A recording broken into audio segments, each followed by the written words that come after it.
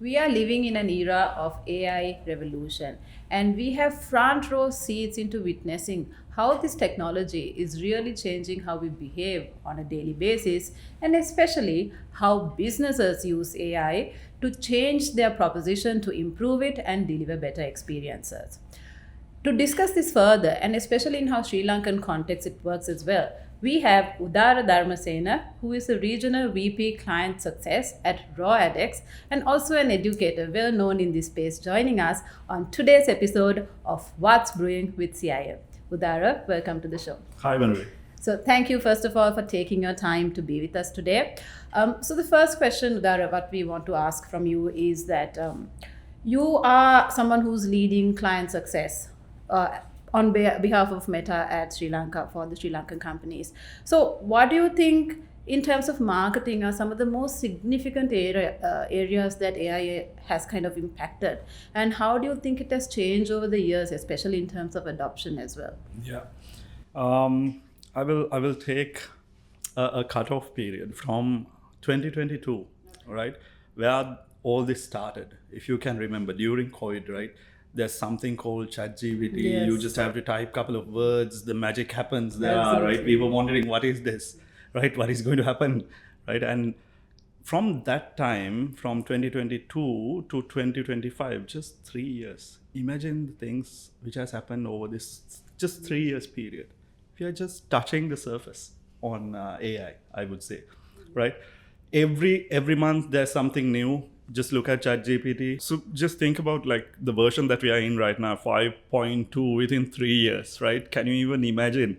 Like within 3 years, so many versions have come up, right? And even if you look at certain things, now we are not just like using this for marketing. When we wake up in the morning, I was just asking a couple of students recently, like how many of you are using ChatGPT? Some people are starting their day off Wow, with really? ChatGPT, like Gen Z, right? Even I'm pretty sure even Gen Alpha, right? Even little kids are using nowadays. So the best thing is think about ourselves, right? Before we start with this session, right?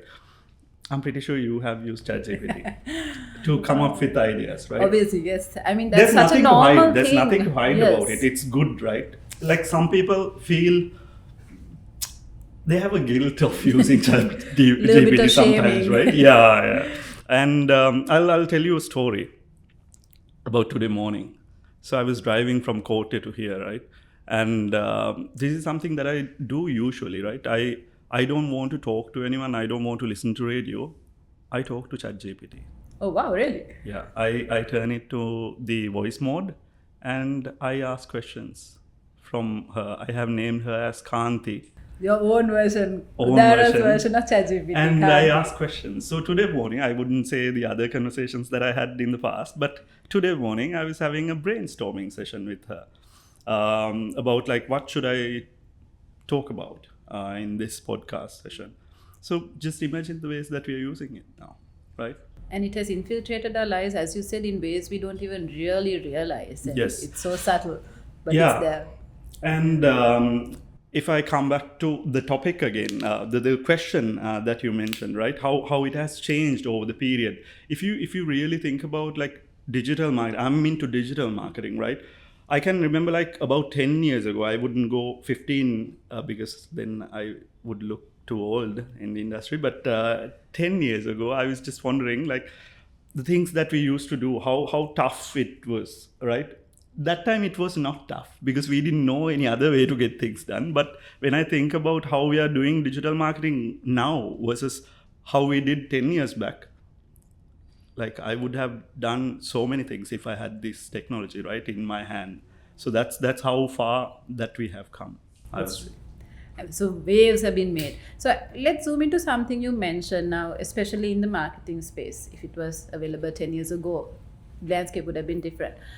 But now it is available. And also at the onset, you mentioned a few tools, like, AI tools. Yeah. For a marketing professional who is trying to keep up with all these changes and AI, what would be some of the key tools that they really need to know? Like, what would be your top 5 pick as to tools they need to know to help them do better at their roles? Yeah. So ChatGPT as a tool has evolved so much, right? Within that tool itself, you can use it a lot for digital marketing, I would say. Not just digital marketing, in any angle in terms of marketing. So obvious, ChatGPT would be the number one tool I would go for. And then if you look at how Google Gemini has come forward, right, and became the biggest, the competitor to ChatGPT, I would go for that as well, the second tool. I think I don't need to mention even these two tools. But what are the other tools? I will discuss what are the other tools that we can think about. So in my field, there are a lot of presentations that we do, right? And that was something that I was struggling to manage the time, right? It's not about like doing a pitch presentation or maybe doing a review or whatever, but the preparation that it takes, right? So much. And you want to put the best and the I want to put beautiful the asset best. out Exactly. there. Yes. Yeah, making it beautiful and also very insightful as well, right? How do you make that? So even like ChatGPT, Gemini, these two tools couldn't do the best. So one tool that I have seen doing it the best is Gamma AI. Okay. Right, even you can use it if you are not aware about it. Gamma AI is a wonderful tool that I have been using over the last couple of, I would say, close about 1 year now. Wonderful tool that I have used. And there is another tool if you are creating beautiful presentations and everything. Another tool would be Chronicle HQ. Okay. That tool also can be used to create wonderful presentations. That is one part which would take so much time in my day-to-day life, right, as a marketer. And apart from that, what are the other tools? Like Claude, right? Most of the people don't know about these tools because those are not very popular, right? Claude is somewhat popular among some people, but the depth that it can go is much better than, I would say, ChatGPT and Gemini. So what I do is sometimes, like, let's say when I want to get something done, I would use all these tools and pick the best output. Wow. I So like a wouldn't mix and match of the best outcome. Exactly, right? So that's something you should do always, right? When you have like multiple tools, right? Let's say you're working with a team of doing the same thing, right? These three people are doing the same thing. You give the pick same the task, best. right? And get the best. Very done, smart right? way to Yeah. go about it. Yes. So one aspect when it comes to AI, I think, especially when we think about the future, the changing landscape, people get a little worried about the debate of human versus AI because there is a lot of fear, uncertainty. And also in the marketing space, AI is now doing media buying. AI, as you said, can do creative content. It can get into production. What do you think in terms of the uniquely human skills? What kind of skills do you think will kind of retain and give that competitive advantage to anyone working within the space? Yeah. So if you look at the industry right now, the marketing, advertising, even the creative industry, now we are seeing a lot of content generated through AI, right? Even in Sri Lanka right now, I don't want to mention this particular supermarket, but if you actually see that there, like all the hoardings to billboards and everything is AI generated content, the creatives and everything, right? And now it's getting so well, you can't even say at some You time. can't even find whether it's an AI generated one. Now it has become kind of like a game among people, like let's guess whether this is AI generated or not or something, right? So now what I see is not even in future, right now itself, there is a huge demand. There will be a huge demand for human generated content, right? Not AI generated content, because we can easily produce AI generated content, right? But for you to generate a very like, let's say an emotional content or which would bring that human element more, that would have more value, right?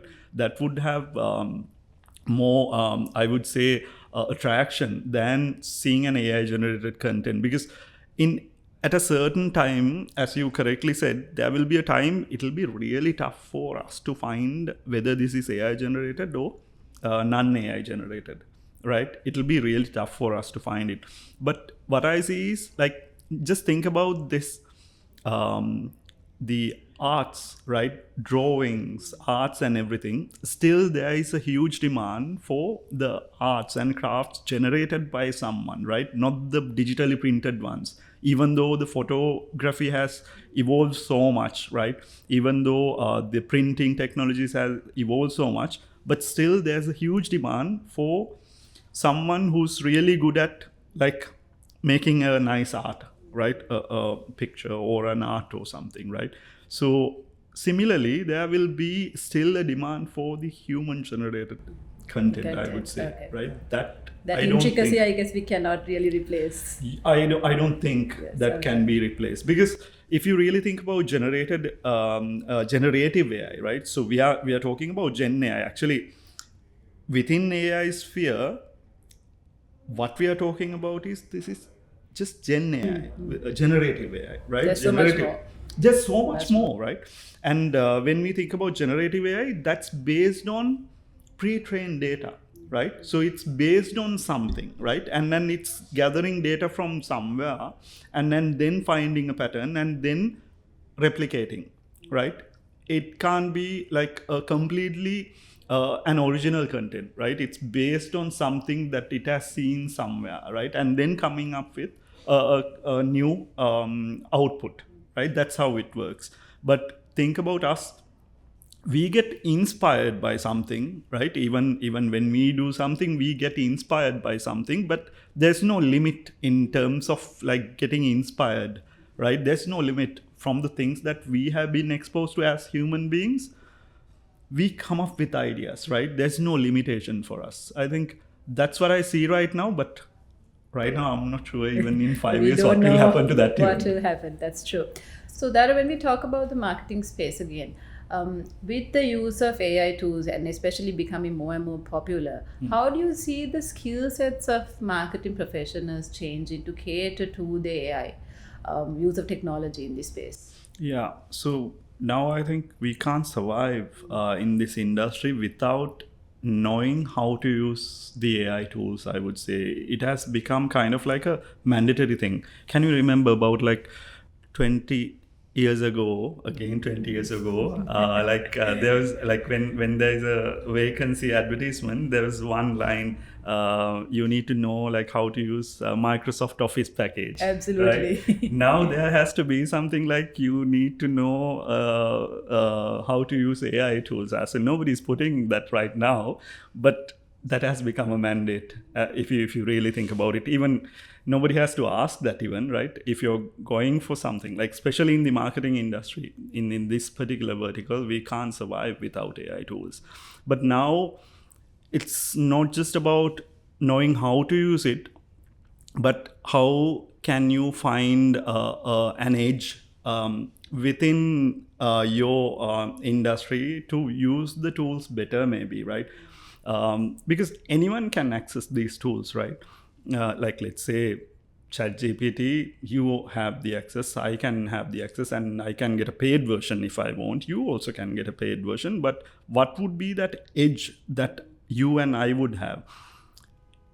That's again how best I can use this particular tool. Let's say we both have got a particular tool, let's say a shower, right?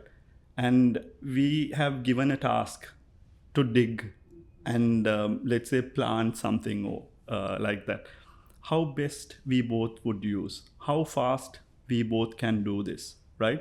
And how perfect can we do this? So those are the angles that we need to look at in terms of the skill set that we need to improve. It's not about the tools anymore, right? How best can we use these tools? It's about that, right? Because even like in the previous question you asked, like, what are the best tools that we can use, right?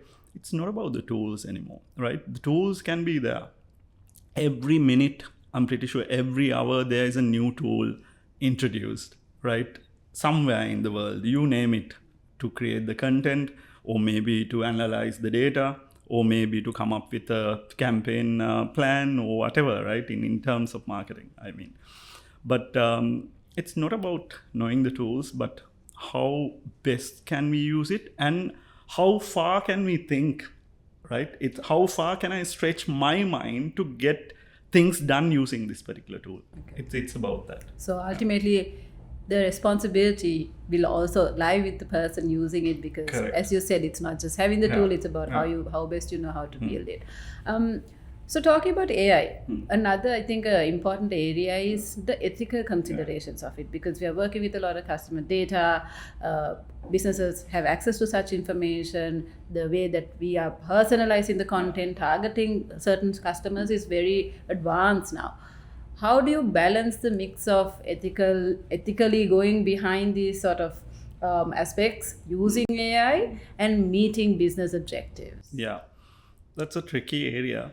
The reason is like we need to give up this guilt of using AI tools, right? Some people are scared to say, I used an AI tool to create this, right? That's the bottom line. I would say, if you're using AI tools, just declare that I used an AI tool to do this, right? Even like, let's say, to come up with an idea, I use this tool. Maybe like you can use an AI tool not to come up with these ideas, right? These are the ideas that the AI tool will give. I will come up with something better than AI, right? So that's how you can think about it. But if you think from a broader perspective in terms of the ethical usage of AI, I think as an industry, we need to come up with certain, at least I would say, some practices when we are using AI tools. I know like in certain industries, certain markets, I mean, certain countries, they have come up with certain AI governance regulatories, right? Regulations. In our market in Sri Lanka right now, we don't have anything. But as I have heard, the government is planning to implement certain things as well. Like, let's say, if a particular brand or a particular business is portraying something which is not real using an AI tool, right? How would that affect? Or you might have seen over the last couple of weeks how the misinformation has been shared. Or certain elements have been created using AI tools during the floods and the landslides, right? And the virality is large and cannot be controlled. Exactly, right? So once it's out there, you can't even control, right? And some people don't know whether this is AI generated or not, right? So people can easily can get fooled by these things as well. So we have a responsibility in terms of how to use these AI tools, and we might have to come up with certain regulatories, certain best practices for the industry as well in future, not in future actually, in present itself. Okay. Extending on that line of thought, now when we do talk about AI generated content and we see more and more of it on social media or out of home, wherever, there is sometimes a tendency when we recognize this content as AI generated, we sort of switch off. We don't really get interested. We may not really engage so much. How do you see that impacting marketing and even how consumers behave and interact with AI generated content? Yeah, so in that venery, we need to first think what would be the expectation of our customers. The best example would be for 2025 Christmas. Apple launched a campaign. They did a commercial. It's already there. You can go to YouTube and watch. They didn't use even CGI, right? Computer generated effects and stuff. They didn't use, or not even an AI tool. Nothing. So they went back to like creating video content using puppets and all. My God. Right? I need to see this video. you should see that commercial. So I think a couple of weeks ago they launched that commercial. So just think about like how creative industry is going back to the basics, and how they are trying to capture an audience, because that's the expectation, right? Christmas, like I need that real feeling, right? I don't need to have something fake or like generated through an animation or whatever, right? Even like using CGI is very basic, right? It has been used for many commercials. Like you can't even think about like doing without using CGI right now. Absolutely. Forget AI.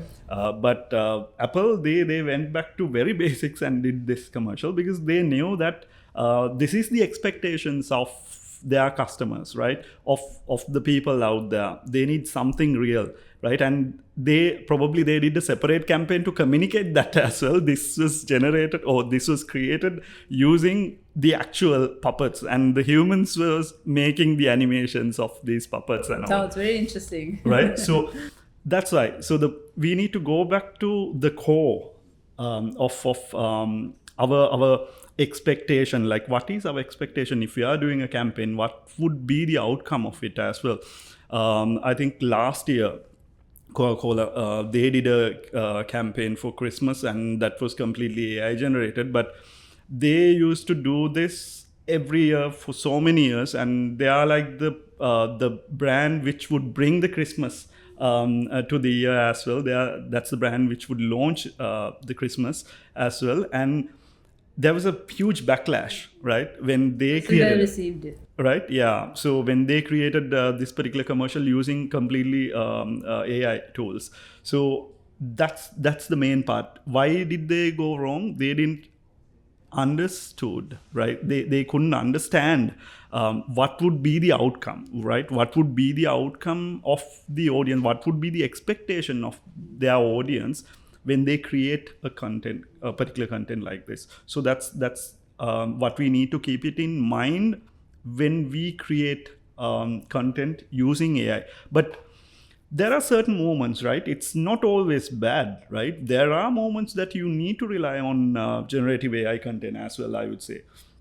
Like, let's say there's something that you can't create without using these things, right? This is not there in real. So you have to rely on an AI tool, right? That would make sense. Like, let's say, right now I'm coming up with a concept, maybe unicorn, right? Wow. Unicorn is not real, right? How can I make it, like, let's say, create a content using a unicorn? So I might rely on generative AI to create a content and then push it out there and then get the attention of the people.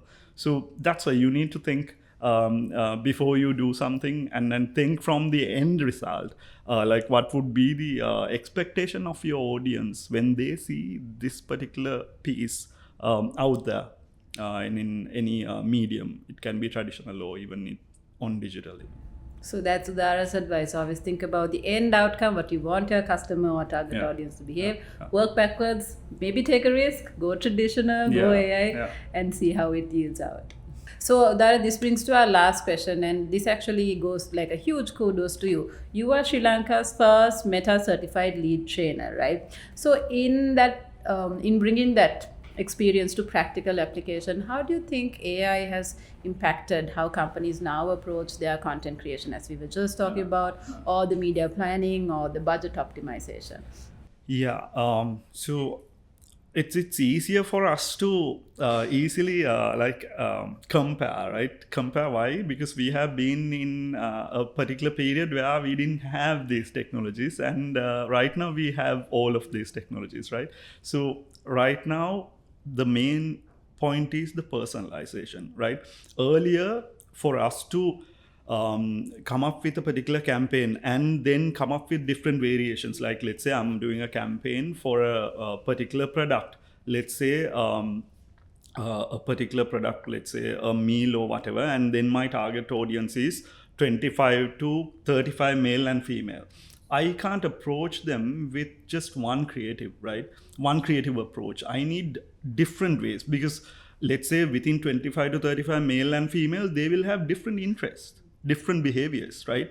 A completely different approach has to be applied to reach out to them. So with these generative AI technologies, it's so easy for me to create different content, creating different concepts as well, right?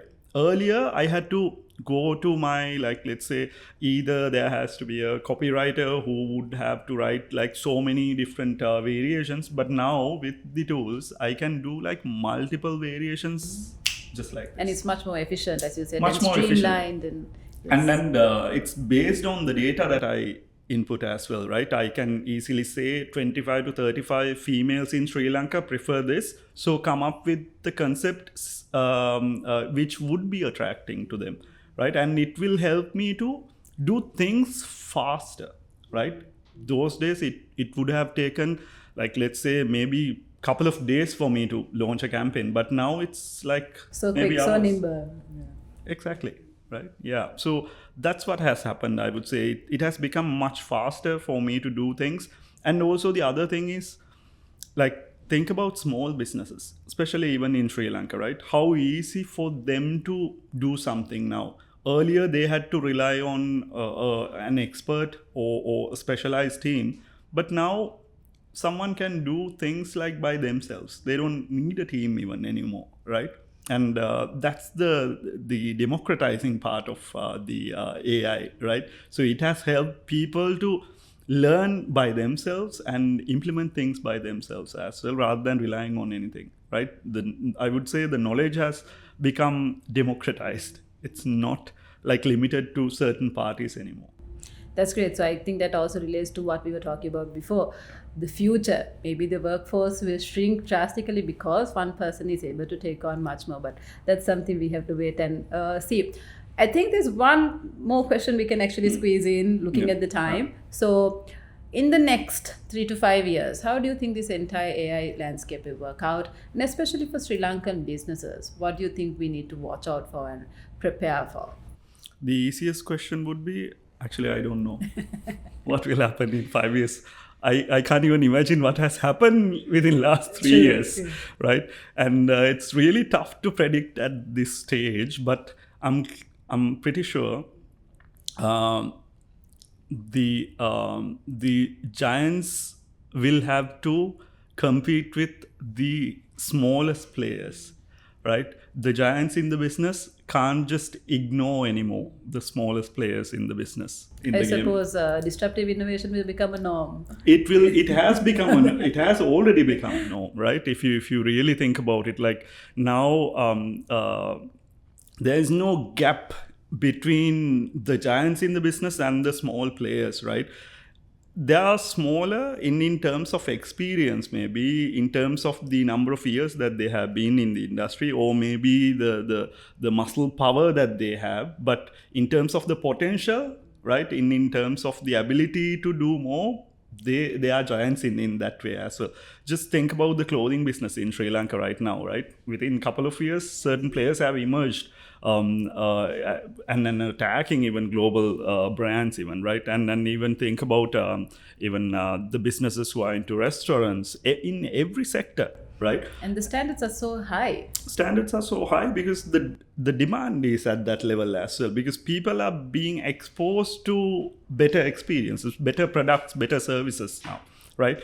Earlier days, like let's say 20, 30 years ago, maybe people didn't see like what's happening in other like developed markets. Now, like within seconds, within minutes, we can see what's happening in another market, right?